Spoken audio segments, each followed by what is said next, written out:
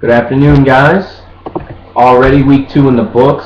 We are focusing on week 3. Very exciting week 2 as we saw a lot of teams continue to score the ball. A lot of teams putting up a lot of points.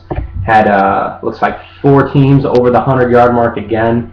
And a couple teams dropping the ball there with Mike and Javi actually surprisingly disappointing, 77.5 from him as well as 62.1 from Mike. So, scoring still up there for some teams, guys, and a lot of pretty good matchups. Nothing too close. Everything was pretty much decided by 15 or more. But going through, let's go ahead and look at the scoreboard from week 2. We had me against Brock, and I improved to 2-0 with a 104 to 85 point victory. Leading score for me was RG3 with 22.9. He was led by Des Bryant with 20.1. On to Nico, got his first win of the season, scoring 100.5 to Mike's 62.1. Both teams led by defenses with Nico's 21 from the Seahawks, who just put on a crazy good performance against the Niners. And then the Patriots D got Mike 15. Other than that, nobody really went crazy for them, especially Mike's team. Drew Brees was probably his next leading scorer with 12.9, was surprisingly low for him.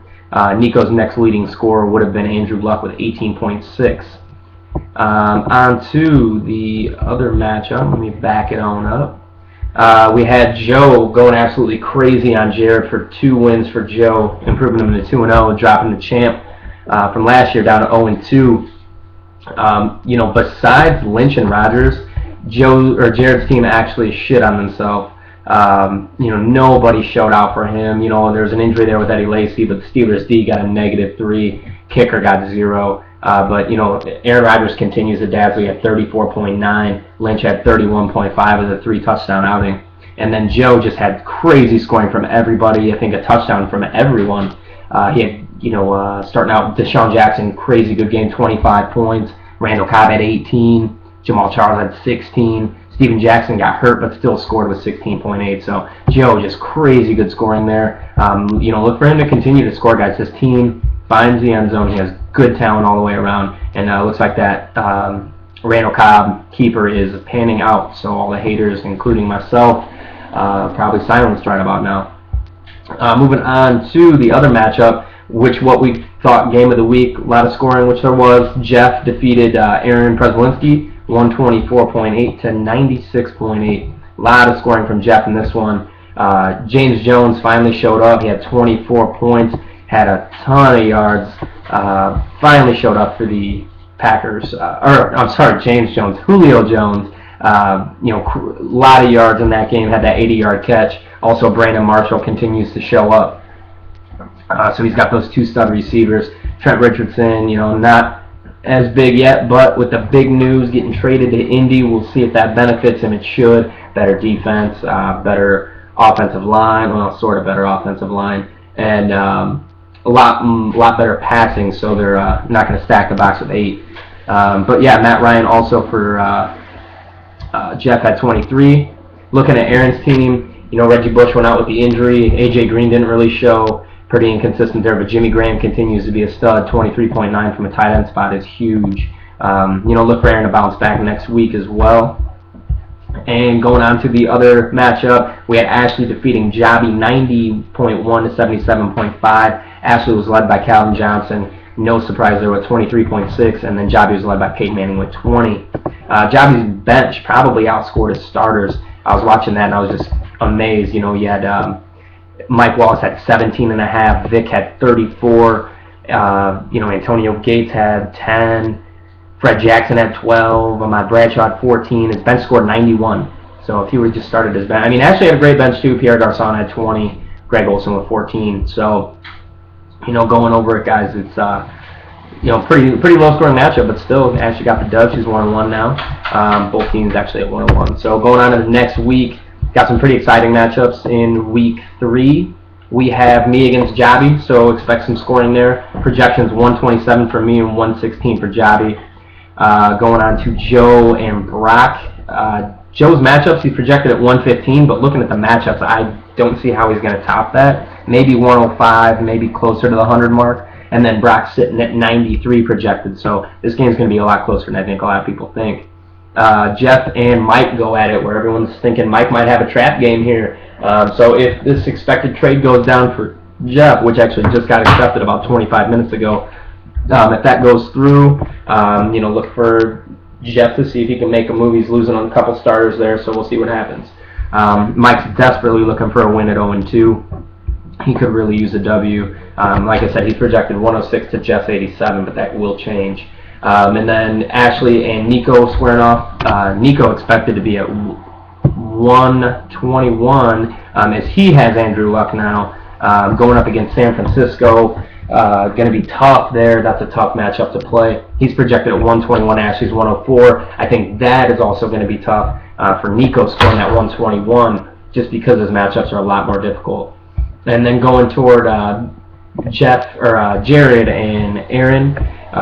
Jared desperately looking for a W as well. He's projected to get 112 to Aaron's 122. Aaron will score over 100 pretty much every week. It feels almost like a given. So just with that talent on that team, if this guy stay healthy, he's going to be scoring a lot all year.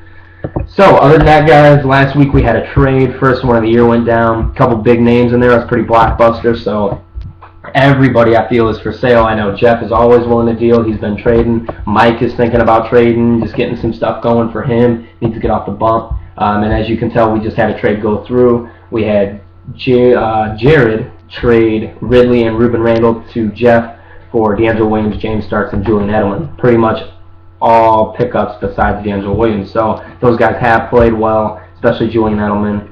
Being pretty much a shock because everyone thought, the rookies were going to get the ball, but he's kind of being the Wes Welker in that offense. So, hey guys, keep the trades coming. It's great. I like the league voting so far. It takes a lot of pressure off me. Feels like it gets you guys more involved and gives you guys a voice.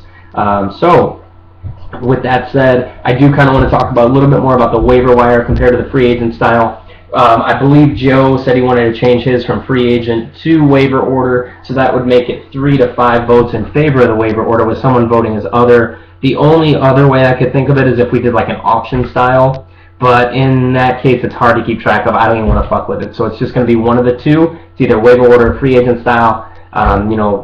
Waiver order winning by 2 votes. I feel like next year we are going to switch to the waiver order. I'm not a huge fan of it just because, if a team starts out 0-1 compared to a team that won week 1, I don't think it's really fair that they have to sacrifice that. But, we have to make it one way or the other. The league doesn't like the waiver pickup or the free agent pickup or whoever wakes up earliest.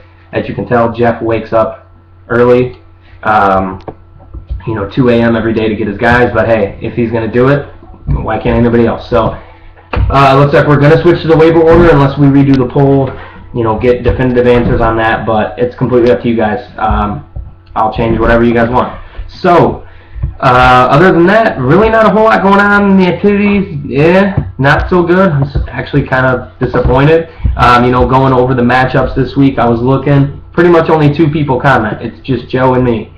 You'll see some people comment on their own matchups, but really that's it. Looking at, say, Brock and Joe's, it's just me and Joe, and it's pretty consistent throughout. I know Brock will usually get on there maybe today and check it out. But yeah, I'd like to see everybody comment on everybody else's matchups. It's really not hard. Look at the matchups, put a little comment, hit the vote button. I think usually we only have about 4 or 5 votes a week, so where's everybody else at? It's not that hard. Check fantasy page at least once, maybe Thursday, Wednesday, something like that. So I'd like just everybody to get a little bit more involved. It makes it more fun for everybody else. So if you guys could, please be more active. I can't stress that enough. I like an active league. I know you guys don't live around this shit like I do and live and die for it, but, just a little bit more would keep people motivated and keep it more interesting through the rest of the year. Other than that, that's all I have. Happy Thursday. Football tonight. We have the Eagles and the Chiefs. It's going to be a great game. I think it's going to be pretty awesome. Also, we have Jason Weiss, a buddy of ours, getting married on Saturday. Sunday we'll probably be doing something for the Bears game for that night game, so maybe get some people together, see what's going on. So anyway, guys, have a good week. Good luck this week. Don't get discouraged if you're starting out 0-2. Hey, make a trade. You never know what can happen.